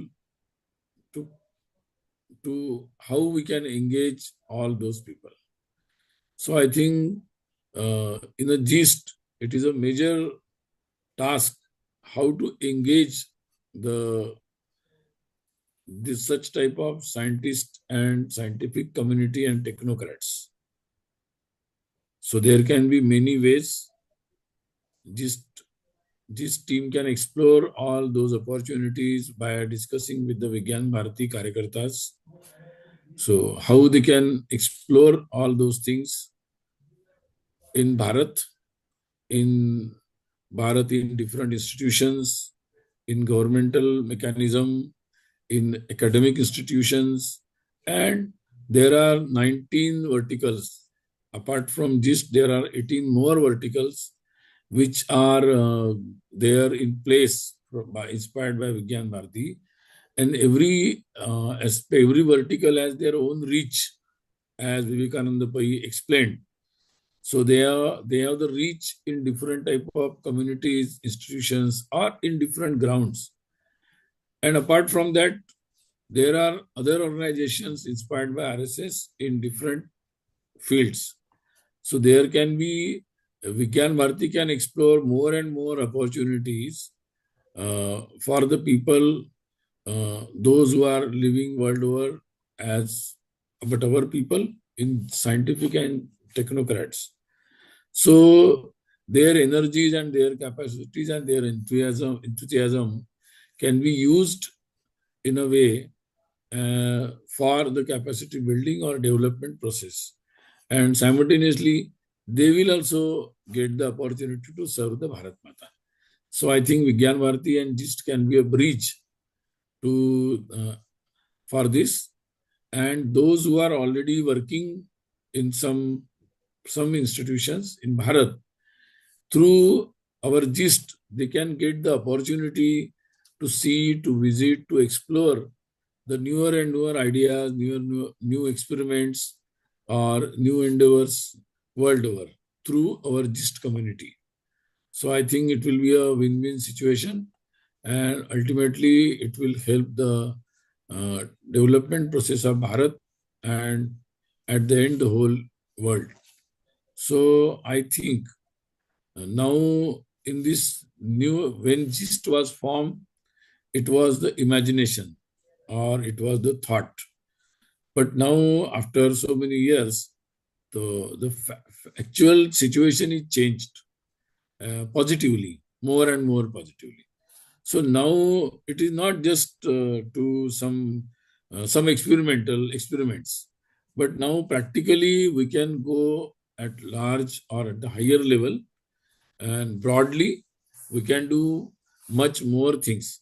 And ultimately it will be not just experimental or smaller sample experiments, but now Vigyan Bharati has a very large spread in different, as Vivekananda said, in almost all laboratories, scientific laboratories and such institutions.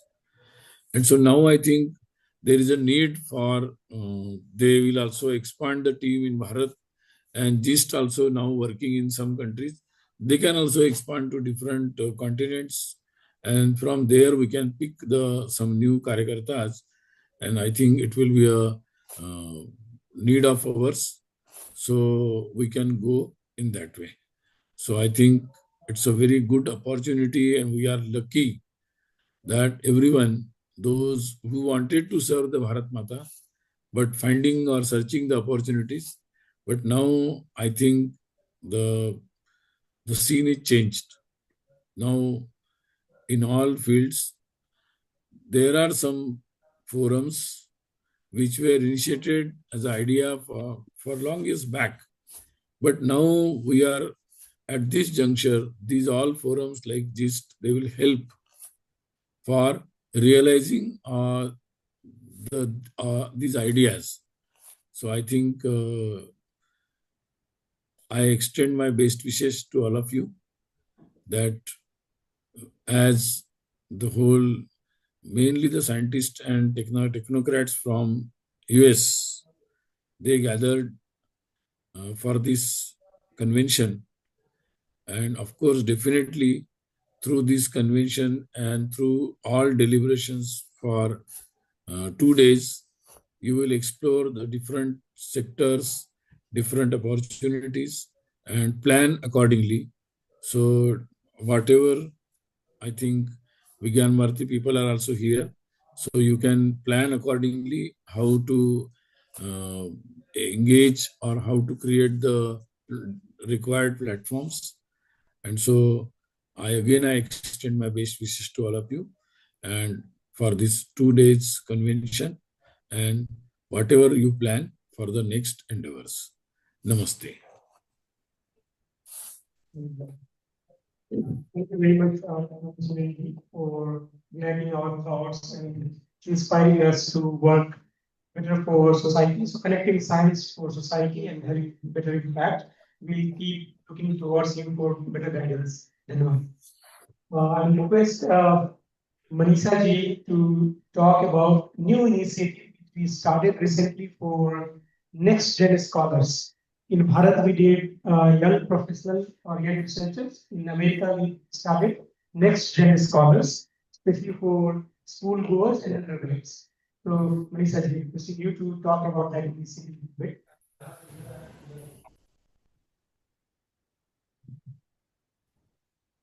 Namaste. Just to give a brief background, my name is Manisha. I work with high school students. The way the system here works is very different than all of us. We have basically studied back in India. So here the high school students, age group of 14 to 18, not just the academics, but they do a lot of other activities, apply for the colleges. Professionally, I'm a high school college consultant, so I work with that age group. And the way I have seen is the students get into a lot of extracurricular activities, maybe volunteering, research, all those things. And the easy extracurricular activities, if they Google and find, it will be either Red Cross, Second Harvest, Food Bank, soup kitchens, and that's where they go and volunteer, collect the volunteer hours, add that as one of the activities on their applications, which looks good in the basically the application as well. So when we were talking about the GIS, and even I used to suggest these kind of activities to my students as well.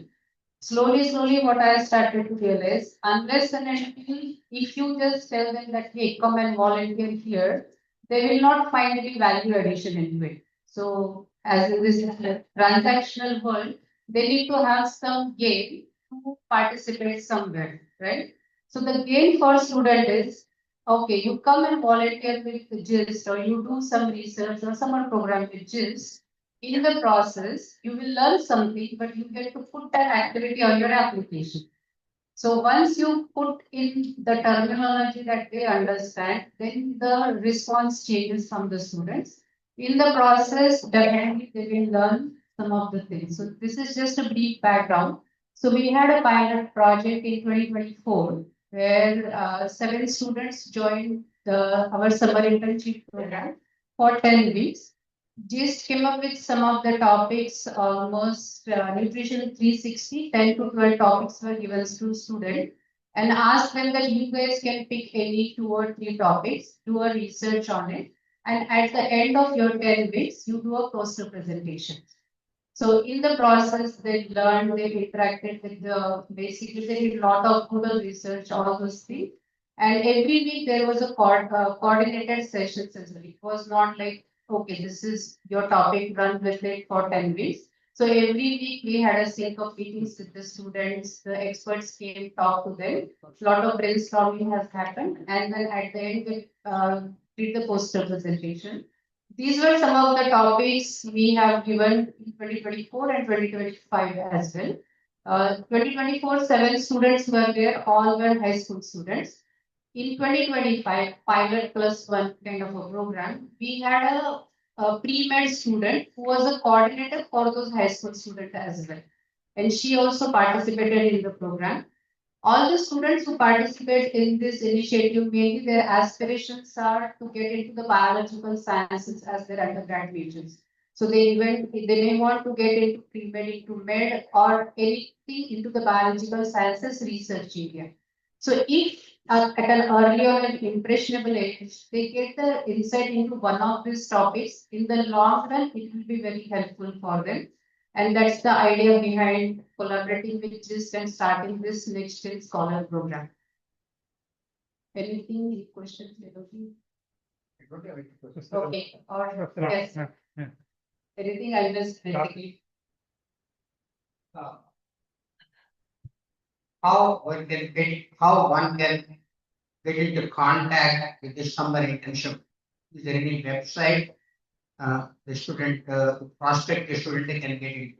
Definitely. So the way generally the timeline for the summer internship program goes across USA, October to January is when the internships opens up for the summer.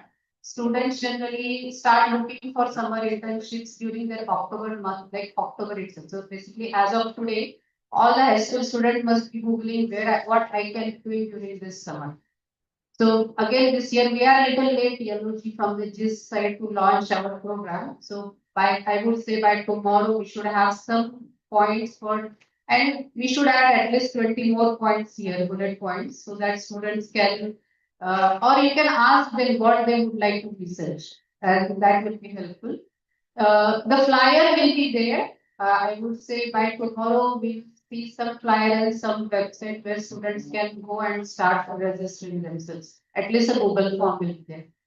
When you say flyer under what banner? It will be under GIST banner. GIST, GIST. So it will be a GIST summer internship program. Okay. Yes. Yes. So what kind of support is received from JNST members in terms of mentorship, or is it something in resources also?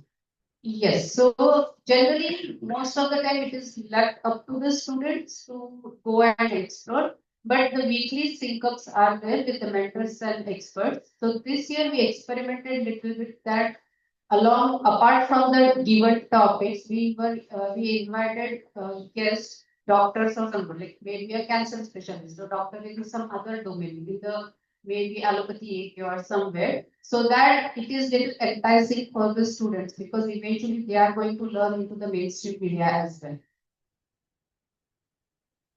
Are we connected with the high schools? You are from Bay Area, but in various states of the United States.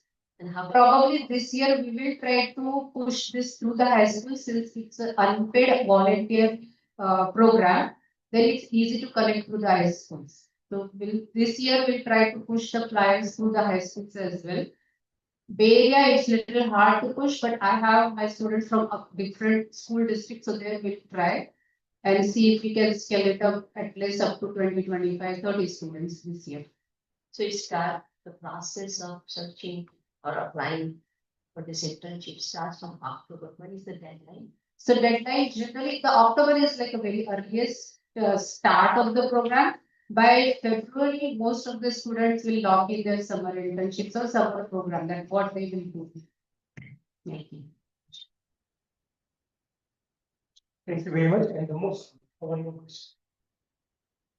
I'm sorry to bother you. Okay. I'm in the academy here.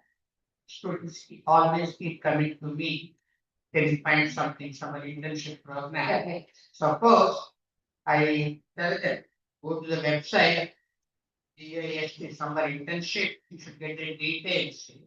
So once it's selected, he or she selected, you will be a mentor guiding. So it will not be one-on-one matching mentor. So probably there will be a group of students. They need to brainstorm amongst themselves, and there will be one mentor as well. So it's not a one-on-one matching mentor, but group of students and a mentor, where they will come on a weekly Google Meet and Zoom sessions and talk to the mentor. Yes. I will just elaborate a little bit. Sure. One second. Thank you, Manisha.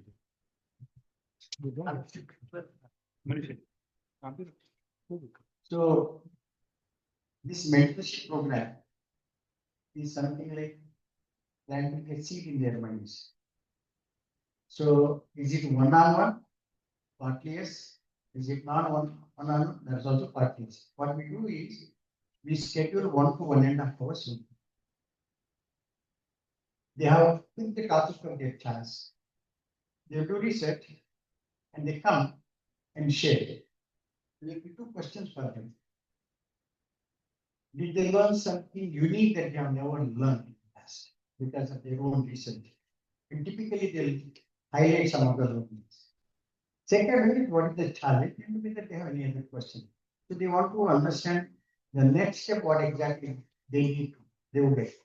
So that interaction is going to be one-on-one. However, in that 1.5 hours, 7 to 8, you can manage about 7 to 8 people in 1.5 hour setup.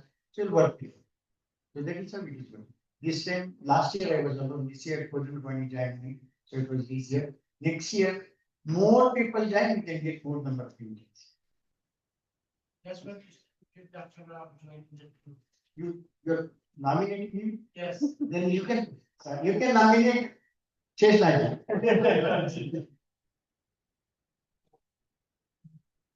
And on the pilot series, we have a couple of them here. Today they will present afternoon.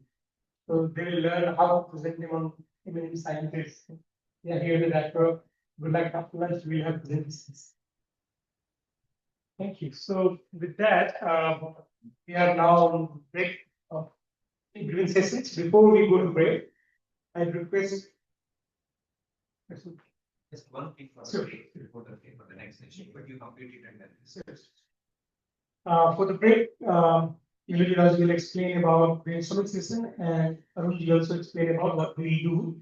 So quickly, you can brief Illuji what we do after break, and then how it will. We will compile in 3 sessions. First one is 11:30. Second one is 3:30.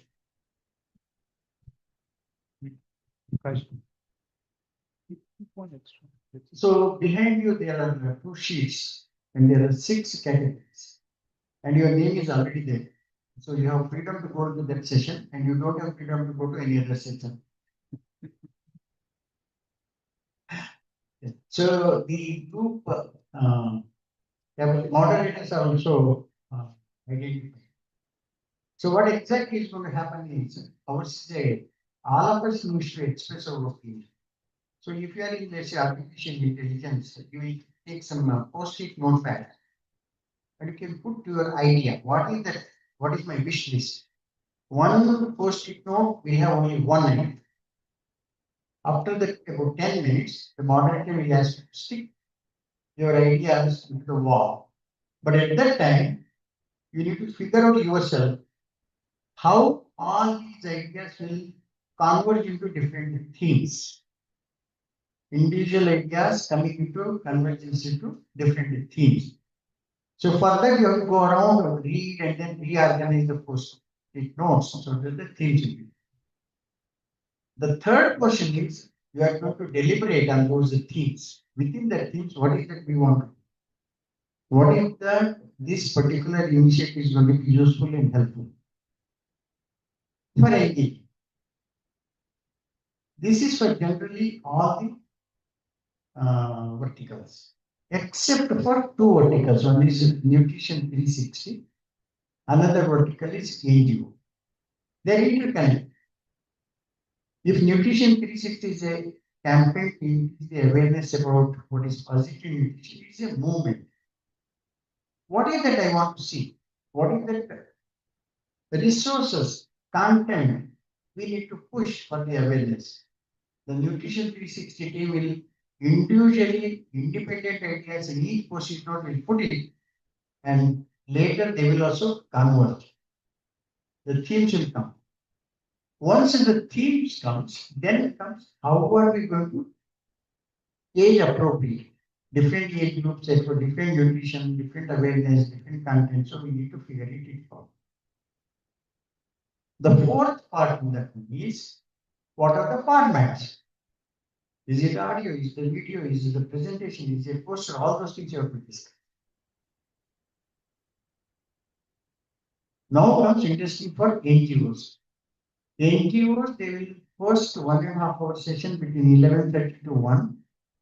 We'll discuss about what are the organizations we can reach, how we need to do within our organization, whether we would be able to work with the other organization. We can think about all those things and have a roadmap. In the afternoon, that is after the first break, 3:30 to 5, I believe. Is it 3:30 to 5 or 5:30, whatever it is? Literally all of us will be coming. First, the nutrition 360 people are going to say, these are the content that we are going to be coming up for the nutrition 360. Content. Then the NGO will come back and say, oh, look, this is what your content, but for us, we need additional content, this. Make sense? At that time, all of us, whether it is artificial intelligence, or it is agriculture, or the education, or the environment, you can also give your inputs. Because we are about 35 people, the session can go a little bit chaotic. Let us be prepared for that. If the chaotic is there, when everything is settled, it will become steady and firm. But let us try to come together and work on this matter.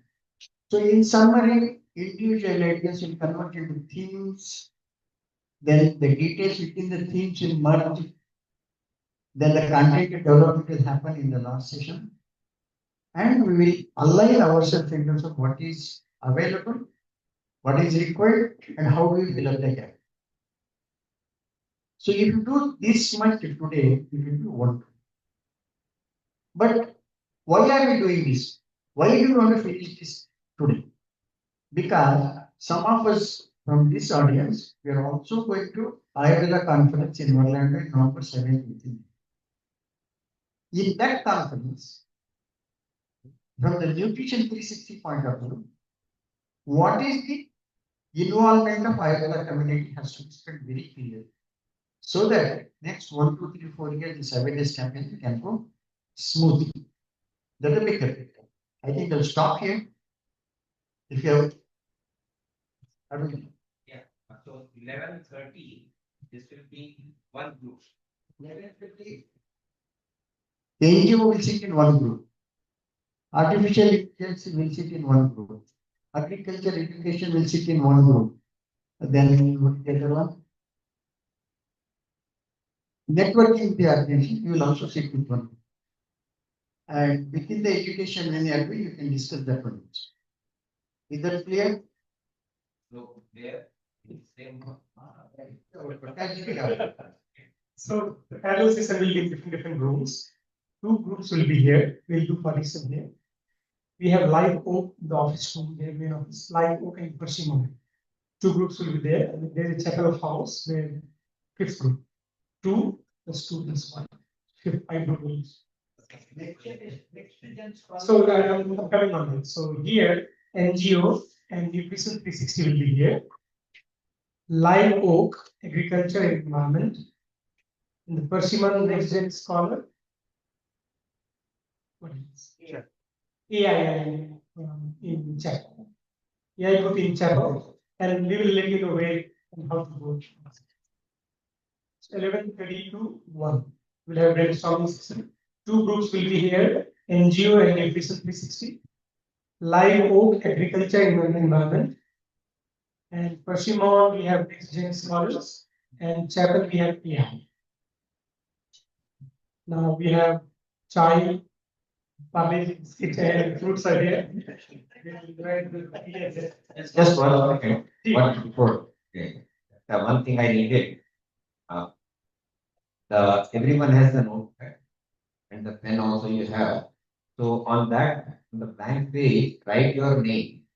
And if whatever organization, non-profit organization, you have been associated in past or presently active in, just write the name of the organization.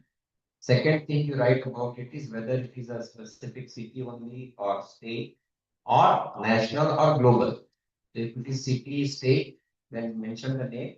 Otherwise, just national or global word, because you don't have to specifically mention that. If you want, it's not required. If you want, you can also mention if you are having any specific role or designation title in that organization, or presently or past, doesn't matter. So only list of organizations, whether it is city, state, national, global, and if you want, not necessarily required, if you had, what role you had. So if you can write it and give it before taking the tea, that would be great. Thank you. One more important thing, before we go for tea, we will have a group photo outside, and then we can go for tea. And before we conclude inaugural session, I request Brad Missouri, City to give vote of thanks for inaugural session. He is chairman of NCCDAM, which is the unitary body of Ayurveda in the US. Thank you. It has been a learning experience. So 2 questions which were asked before. Will learn anything? I'm still learning. There's a lot to learn. And there are challenges, still a lot of challenges. They'll continue. We are collaborating, connecting, and contributing so that the journey will continue. And it is an honor. I'm inviting all of you to thank our distinguished presenters this morning, all the people who are GIST team leaders, and especially Professor Sitaramji, Dr. Rekhan Pai, and Shanice T. Baker, and all the GIST team leaders, especially Dr. Yalaji Virajkar, who have been driving force in driving to thank everyone who have contributed to make this successful event. And I invite you to continue just learning in the afternoon session also. Okay. Thank you, everyone who presented, and thank you for this contribution. Already 11:15, so we come back at 11:45 because we'll have group photo tea, so we'll take some time. So we'll be convening panel session at 11:45.